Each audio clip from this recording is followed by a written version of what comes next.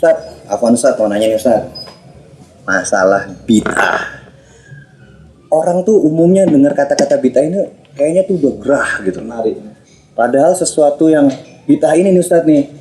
Setahu Anda nih Ustaz, adalah sesuatu perkara yang dilakukan oleh Rasulullah. Yang tidak dilakukan oleh Rasulullah SAW maka dihukumi bid'ah. Ini gimana Ustaz maksudnya Ustaz? Ya ini pernyataan yang sangat tidak benar. Ya, orang yang mengatakan bahwa bid'ah itu adalah segala sesuatu yang Rasulullah tidak lakukan. Nah, ini pernyataan yang sangat salah. Kenapa? Karena tidak setiap yang Rasulullah tidak lakukan itu disebut bid'ah. Kenapa? Karena pertama, Nabi tidak melakukan terkadang karena belum ada pendorongnya di zaman beliau. Contoh misalnya, di zaman Nabi nggak ada yang namanya ilmu nahu, ilmu sorof, orang para sahabat jago-jago kok bahasa Arabnya. Kenapa di zaman Nabi nggak ada ilmu nahu? Karena belum ada pendorongnya. Nah, ketika Rasulullah wafat, banyak orang yang masuk Islam. Akhirnya apa? Mereka banyak yang nggak bisa bahasa Arab, baca Quran salah, baca hadis salah, akhirnya pemahaman pun salah. Ini bahaya nih terhadap Al-Quran dan hadis, berarti pendorongnya sudah mulai muncul. Dan ini masalahnya besar. Maka di saat itu boleh dilakukan. Kenapa? Walaupun nggak ada di zaman Nabi. Kenapa? Karena Nabi tidak melakukan itu karena belum ada pendorongnya. Yang kedua, Nabi tidak melakukan bisa jadi karena ada penghalangnya. Contoh misalnya, kenapa Nabi tidak sholat tarawih berjamaah tiap malam? Ini betul. Ya. Jawabnya, kata Nabi apa? Aku takut dia khawatir diwajibkan atas umatku. Ini dia penghalangnya. Di zaman Umar penghalang ini sudah tidak ada. Dan maslahatnya pun besar. Boleh, apa-apa. Contoh lagi, di zaman Nabi Al-Quran belum dikumpulkan jadi mushaf. Kenapa? Masih ada penghalangnya. Wahyu belum selesai, masih terus turun. Maka di zaman Abu Bakar kemudian dibukukanlah jadi mushaf. Kenapa? Karena banyak penghafal Quran yang meninggal dunia. Maka ketika di zaman Abu Bakar apa jadi bid'ah? Ya tidaklah. Orang Nabi tidak melakukannya karena ada penghalangnya. Yang masalah itu adalah ketika Nabi tidak melakukan perbuatan itu padahal pendorongnya ada di zaman Nabi. Penghalangnya pun tidak ada. Contoh, Nabi SAW salat Idul Fitri dan Idul Adha tidak pakai adzan, tidak pakai qomat. Padahal pendorongnya ada untuk adzan. Bisa sebenarnya ya. Penghalangnya pun tidak ada. Nabi bisa menyuruh Bilal. Tapi Nabi tidak lakukan. Maka ini yang masuk padanya yang disebut dengan bid'ah itu. Iya. Makanya di sini perincian ini yang harus kita pahamkan. Kita pahami bahwa orang yang mengatakan bid'ah adalah sesuatu yang Nabi tidak lakukan. Ini definisi yang salah. Ustaz, tapi kan ada seorang sahabat ya yang kalau nggak salah Bilal ya, dia kan sholat sunnah setiap dia habis berwudu dia sholat sunnah. Padahal Nabi kayaknya nggak. Saya belum pernah. Iya gitu loh. Itu gimana Ustaz? Ya, memang ada sebagian sahabat yang seakan-akan kita lihat mereka bikin ibadah baru gitu zaman Nabi ya. Contoh lain misalnya Nabi SAW setelah selesai sholat berkata, siapa tadi waktu sholat membaca Rabbana lakal hamdu hamdan katsiran thayyiban barakallahu. Aku wahai Rasulullah, sungguh aku melihat 30 malaikat berlomba-lomba siapa yang kali mencatatnya. Iya ini. Benar. Seakan-akan sahabat bukan Nabi kan. Seakan-akan sahabat ini bikin bid'ah. Perlu kita pahami. Salah kalau ada orang berdalil dengan perbuatan sahabat di masa Nabi dengan perbuatan kita di zaman setelah Rasulullah wafat. Kenapa?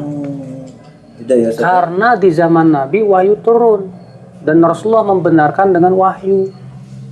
Maka kalau ada sahabat melakukan suatu perbuatan Nabi membenarkan berdasarkan wahyu tidak? Wahyu. Kalau berdasarkan wahyu jadi syariat tidak? Jadi syariat. Nah sekarang ketika Nabi wafat, siapa yang dapat wahyu? Adanya Pak Wahyu. Bang Wahyu kameramen. Ya, udah nggak bisa dikiaskan. Maka kalau ada orang yang beralasan boleh bid'ah nggak apa-apa, orang sebagian sahabat aja bikin, kita katakan, wah antum ini aneh. Itu namanya menyamakan zaman wahyu dengan zaman setelah wahyu sudah terputus dengan sekarang. Islam sudah sempurna. Sudah sempurna Islam ya. Ustaz, berarti kalau gitu apakah motor zaman Nabi kan nggak ada, Ustaz? Apa termasuk bid'ah juga? Nah, ini paling penting. Anak motor mana? Gajinya aja dah ayo tuh Ustaz ya. Suruh pakai unta aja kan. Antum naik haji nggak boleh naik pesawat berarti. Gimana Ustaz? Anak kan naik motor jadi takut juga kalau bid'ah kan. Mana Ustaz? Bid'ah secara bahasa artinya segala sesuatu yang baru ada yang sebelumnya tidak ada. Secara bahasa ingat loh, secara bahasa. Maka secara bahasa motor bid'ah, pesawat bid'ah, mobil bid'ah, HP bid'ah, kacamata bid'ah, betul. Secara bahasa. Tapi apakah secara istilah itu bid'ah juga? Tidak. Kenapa? Para ulama ketika mendefinisikan bid'ah itu adalah khusus dalam masalah agama dan ibadah. Oh, tentang syariat berarti Ustaz. Kenapa? Karena masalah dunia Allah mengatakan dalam Al-Quran apa?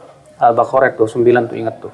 Walladzi khalaqalakum ma fil ardi jami'a. Dialah Allah yang telah menciptakan untuk kamu apa yang ada di bumi ini semuanya untukmu. Para ulama usul fikih mengatakan bahwa ayat ini menunjukkan yang berhubungan dengan masalah dunia pada asalnya halal. Kaidah Ustaz. Iya. Kaidah. Sampai ada dalil yang mengharamkannya. Maka masalah dunia, motor masalah dunia, mobil masalah dunia pada asalnya halal nggak masalah. Kayak itu ya pas apa namanya Nabi mendatangi para sahabat yang lagi apa ngeloning kurma itu saja. Itu termasuk ya? Iya, betul. Yang Nabi itu dalam bilang riwayat Muslim. kamu lebih tahu itu gitu ya? Sahih. Antum Masa alam mau tanya umuri sama Nabi dunia. ya, Iya. masalah itu betul. Kamu lebih tahu tentang urusan dunia kamu itu. Jadi masalah dunia sih pada asalnya boleh. Beda dengan masalah ibadah. Kalau masalah ibadah pada asalnya nggak boleh. Kenapa? Karena ibadah itu hak Allah. Agama ini milik Allah. Berarti yang berhubungan dengan pensyariatan itu hak Allah. Hak Allah. Iya. Nah, ada lagi nih Ustaz. Ada yang orang kiaskan nih, maulid itu boleh karena zaman Rasulullah itu nggak ada beras. Sekarang kita kan pakai untuk zakat itu pakai beras nih. Sedangkan zaman Rasulullah nggak ada. Nah itu dikiaskan untuk orang melaksanakan maulid. Iya nih Ustaz. Beras dikatakan bid'ah karena Nabi Muhammad tidak ada beras di zamannya. Nah, kalau kita fahami kaidah yang saya berikan tadi, sebetulnya insya Allah itu Itu penjelasan. pendalilan yang sangat aneh, lemah. Kenapa? Beras ada nggak di zaman Nabi? Nggak ada. Nggak ada. Nabi mampu nggak? Nggak mampu. Sementara merayakan kelahiran, Nabi mampu tidak? Mampu. Para sahabat mampu tidak? Mampu banget. Pendorongnya ada tidak? Ada cinta kepada Nabi. Tapi kenapa mereka tidak lakukan? Itu menunjukkan tidak disyariatkan. Sekarang beras ada nggak di zaman Nabi? Nggak ada. Mampu tidak? Nggak mampu gimana? Nggak ada beras. Masa disamakan antara beras dengan sesuatu yang memang tidak ada banget di zaman Nabi dengan perbuatan yang Nabi mampu melakukannya tapi beliau tidak lakukan. Ini namanya menyamakan dua perkara yang berbeda. Iya. Nggak apple to apple ya Ustaz ya? Hah? Nggak apple to apple itu. Iya. Tambah lagi nih Ustaz, masalah tahiyatul masjid Ustaz. Bahkan katanya Rasulullah nggak melakukan, tapi sahabat melakukan gitu. Apa menurut Ustaz gimana Ustaz? Perkataan bahwa Nabi tidak pernah sholat tahiyat masjid ini adalah perkara yang tentunya pertama harus kita cari semua hadis-hadisnya. Benar nggak sih Rasulullah tidak pernah sholat tahiyat masjid? Ada sebuah hadis riwayat Abu Daud bahwa Nabi SAW pergi ke Masjid Quba. Beliau sedang sholat, lalu masuklah beberapa sahabat Nabi SAW dan para sahabat mengucapkan salam Assalamualaikum. Maka Rasulullah menjawab seperti ini. Artinya beliau sholat. Di situ sedang sholat tahiyat masjid. Itu ada. Nah, banyak yang salah kaprah Ustaz. Itu Berpikir dia. itu salat sunnah. Pertama. Qabliyah. Yang kedua, kalaupun misalnya kita belum menemukan hadis yang mengatakan Rasul tahiyat masjid, kan ada perintahnya dari Nabi. Kayak Nabi pas bersabda, "Idza dakhala ahadukumul masjid fala yajlis hatta yusalli rak'atain." Apabila salah seorang dari kalian masuk masjid, jangan duduk sampai sholat 2 rakaat. Iya, kayak pas Rasul khutbah itu ya Ustaz ya, ada yang ketika langsung Rasulullah duduk khutbah ya. Jumat, Betul. ada sahabat masuk langsung duduk. Apa kata Rasulullah? Selain rakatain, kamu sudah sholat 2 rakaat belum? Belum ya Rasulullah. Iya makanya. Apa kata Rasulullah? Bangkit, sholatlah 2 rakaat dan ringkaskan sholat. Suruh mempercepat maksudnya ringkaskan itu. Iya. Oh. Biar sahabat itu bisa ikut mendengarkan gitu maksudnya gitu. Betul. Oh iya. Ya faidah itu Mas. Apun, Ustaz, kalau masalah musik religi itu apakah dibolehkan, Ustaz? Ini juga lagi marak nih masalah musik. Yang penting Islami. Iya benar itu. Oh iya pernah dengar juga Ada sih sih. boleh-boleh aja. Cuman kita lihat dulu syariatnya nih gimana Ustaz. Banyak ulama menyatakan ijma akan haramnya musik tanpa membedakan apakah itu religi ataupun tidak. Kenapa? Ya, karena tidak ada dalil yang membedakan antara ini dan itu. Sampai-sampai Ibnu Hajar Al-Haytami yang termasuk ulama mazhab Syafi'i yang mengatakan siapa yang mengatakan bahwa masalah musik ini masih diperselisihkan itu orang jahil dan pengikut hawa nafsu. Sampai-sampai beliau begitu. Ibnu Hajar, Ibnu Rajab, Ibnu Katsir, Al-Baghawi, Al-Qurtubi dan beberapa ulama yang lain menyatakan ijma akan haramnya musik. Adapun pendapat Ibnu Hazm yang mengatakan boleh itu setelah terjadinya ijma ulama akan haramnya musik. Makanya Ibnu Rajab mengatakan tentang pendapat Ibnu Hazm apa? Khilafun syadz. Itu penyelisihan yang nyeleneh. Kalau ada orang yang membedakan, oh kalau musik untuk religi nggak apa-apa, mana dalilnya? Siapa ulama yang membedakan masalah itu? Kalau ada yang berkata, oh ada di zaman Rasulullah, Aisyah waktu hari raya, ya anak kecil pada buku rebana. Kan itu Rasul izinkan hanya untuk hari raya saja. Makanya ketika Abu Bakar masuk, apa kata Abu Bakar? Seruling setan ada di rumah Rasulullah. Apa kata Rasulullah? Hai Abu Bakar, biarkan saja. Ini hari raya kita. Tapi Rasulullah tidak mengingkari perkataan Abu Bakar itu seruling setan. Itu menunjukkan kata para ulama bahwa ini kekhususan di hari raya saja, tidak di hari yang lain. Demikian pula dikhususkan kata para ulama khusus terbana saja di hari raya, demikian pula hari pernikahan.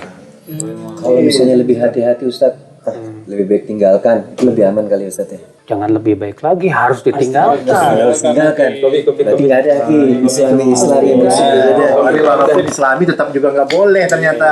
Itu sama aja dengan bilang gini, pacaran Islami. Pacaran asana dong. Pacaran asana. Musik haram. Karena ngeliatin nih Ustadz jenggot, Ustadz menanya nih Ustadz masalah jenggot. Ada beberapa ulama Syafi'i itu mengatakan tidak sampai mengharamkan menyukur jenggot Ustadz, cuman makruh doang. Itu gimana tuh Ustadz? Nih, seru nih. Jenggot masalahnya nih. Pertama ya, ulama mazhab Syafi'i yang memakruhkan itu rata-rata dari ulama belakangan. Adapun ulama-ulama mazhab Syafi'i terdahulu rata-rata mengharamkan.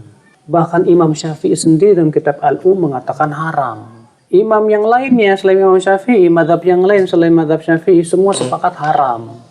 Bukannya Al-Um itu ada kitab yang dipakai organisasi Islam juga di beberapa. Ya, masalahnya kan mereka membedakan antara pendapat Imam Syafi'i dengan mazhab Syafi'i gitu.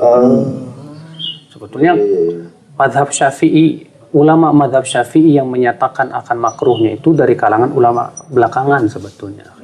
Kalau Imam Nawawi dalam kitab Al-Muhadzab, beliau berbicara tentang masalah memotong lebih dari kepala. Oh iya. Ya. Jadi Apa kata contohnya beliau? kalau gini saya potong menurut Imam tadi boleh gitu. Nah, tak dulu, dengerin dulu. Jadi ada ikhtilaf para ulama apakah disunahkan memotong lebih dari sekepal atau tidak. Apa kata Imam Nawawi dalam Al-Muhadzab? Menurut madhab kami seluruh ulama madhab Syafi'iyah itu makruh hukumnya. Memotong lebih dari segini itu makruh menurut mereka. Nah, gimana kalau cukur habis? Perkataan Imam Nawawi mengatakan dalam Al-Muhadzab, sekarang ya akhi, makruh itu bukan untuk dilakukan. Untuk dihindari. Semua ulama mengatakan makruh itu termasuk perkara yang dilarang. Kalaupun dikatakan itu makruh.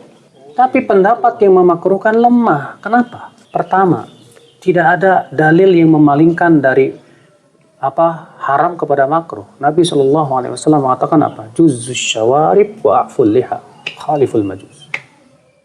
Iya, potong kumis, panjangkan janggut, selisih orang majusi. Nabi tegas mengatakan begitu. Kalau ada orang berkata itu kan dalam rangka menyelisih orang majusi. Iya, sekarang orang Yahudi orang apa banyak yang berjenggot. Kita katakan Nabi SAW menyuruh untuk menyelisih orang majusi adalah karena disebutkan dalam hadis apa? 10 perkara termasuk fitrah, diantaranya jenggot. Oh iya. Kenapa? Karena mereka menyelisih fitrah. Nah, kalau mereka kembali kepada fitrah, masa kita yang menyelisih fitrah gimana? Iya. Bener. Sekarang, ya, para nabi berjenggot. Para sahabat berjenggot. Para ulama semua berjenggot. Maka masa ada orang yang dianggap ulama jenggotnya habis cukur? Para ulama mengatakan orang yang terbiasa melakukan yang makruh ditolak persaksiannya. Kalau misalnya dikatakan mencukur, wah nyukur jenggot itu cuma makruh. Kan makruh bukan untuk dilakukan. Tidak ditinggalkan. Harusnya ditinggalkan dong. Nah inilah saudaraku ya kota Islam azani Allah wa yakum. Itu juga pendapat yang lemah sebetulnya. Yang kuat haram. Pernah ada orang Majusi datang ke Rasulullah, utusan orang Majusi ya, Persia. Dalam keadaan kumisnya tebal, ini habis erat janggutnya. Apa kata Rasulullah? Siapa yang memerintahkan kamu berbuat seperti itu? Kata orang Majusi itu, ini perintah raja kami. Apa kata Rasulullah? Akan tetapi Robku memerintahkanku untuk memanjangkan janggut. Memerintahkanku. Dalam kaidah usul fikih, ya, perintah itu hukumnya wajib sampai ada dalil yang memalingkan. Tidak ada dalil yang memalingkan. Ustaz, kalau makna tadi Ustaz, makna memotong kumis antara saya sama Bang Ferry kan beda Ustaz. Bang Ferry habis, punya Ustaz sama saya masih agak ada, itu gimana Ustaz? Ya. Ikhtilaf para ulama hukum tentang masalah mencukur habis. Iya. Imam Malik mengatakan bid'ah. Pelakunya berhak untuk dicambuk. Imam Malik. Jadi kalau dicukur habis mana kita? Menurut Imam Malik. Kenapa? Karena menurut Imam Malik tidak ada satupun riwayat dalil hadis yang memerintahkan untuk mencukur habis. Yang ada potong, juz, ahfu. Itu semua maknanya apa? Potong. Bukan cukur. Makanya yang sunnah untuk kumis itu bukan cukur habis. Tapi rapikan, potong. Tapi kalau memang cukur habis, yang lebih baik ditinggalkan. Yang lebih baik tidak, karena tidak sesuai dengan sunnah itu. Iya. Soalnya kan kadang kan kita nggak ngerti jadi. Sih nggak ada kumis. Dia bersih.